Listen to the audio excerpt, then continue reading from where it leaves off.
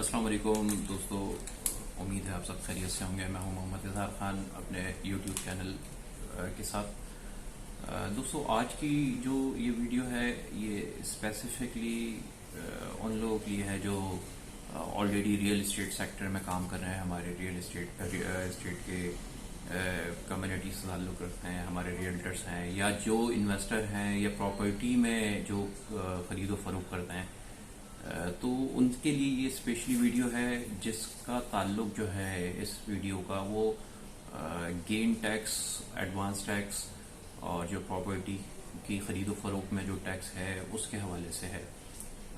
दोस्तों, कुछ क्वेश्चंस मुझे मिले आफ्टर द फाइनेंशियल एक्ट 2022-23 जिसके अंदर गवर्नमेंट ने सेक्शन 236 सी जो कि प्रॉपर्टी फरोख्त करने के वक्त एक टैक्स होता था, जो पिछले फाइनेंस एक्ट में आफ्टर 4 ईयर ये टैक्स एग्जेम्प्ट होता था, नहीं लोग पे करते थे और वो चार्ज नहीं होता था।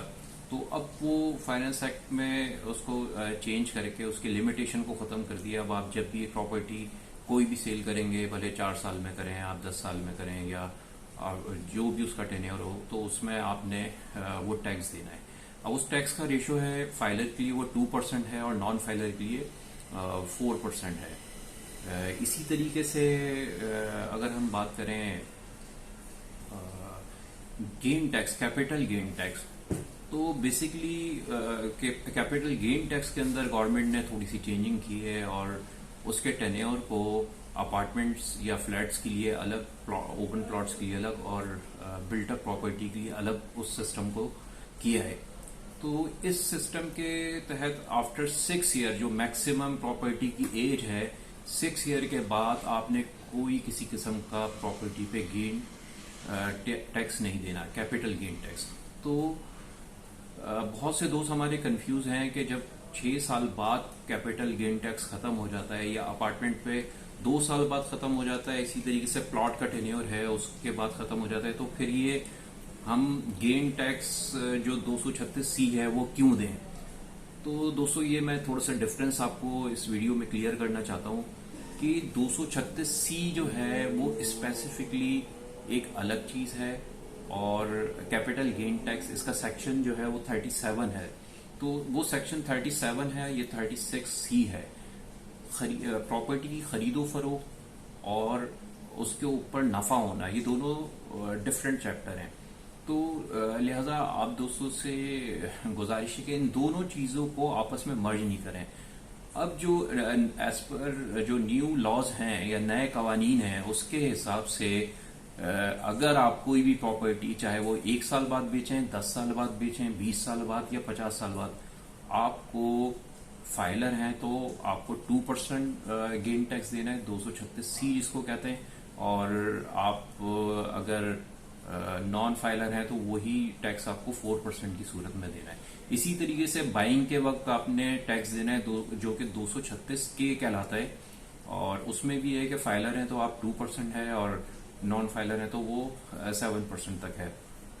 तो दोस्तों, एक तो ये चीज हो गई। दूसरा क्या है, कैपिटल गेन टैक्स क्या है, वो मैं पहले भी वजाहत की है मैंने इस वीडियो में। कैपिटल गेन टैक्स एक डिफरेंट चीज है, वो गेन के ऊपर है। लेट सपोज मैं इसको मिसाल के जरिए आपको समझाता हूँ कि कोई प्रॉपर्टी किसी शख्स ने लेट सपोज 10 साल पहले या 20 साल पहले 1 लाख रुपए की खरीदी और आज उसकी करंट मार्केट वैल्यू 1 करोड़ रुपए।